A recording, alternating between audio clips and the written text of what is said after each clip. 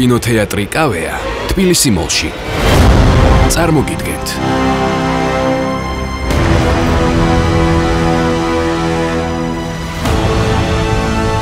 თოთხმეტი მაისიდან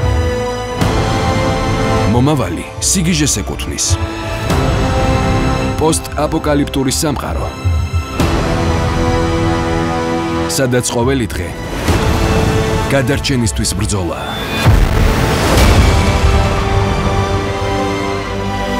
ტომ ჰარდი და შარლიზ ტერონი ერთად იბრძვიან ცივილიზაციის უკანასკნელი იმედის გადასარჩენად.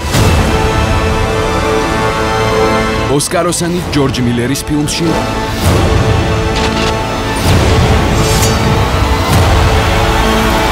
შეშლილი მაქსი სამდეში.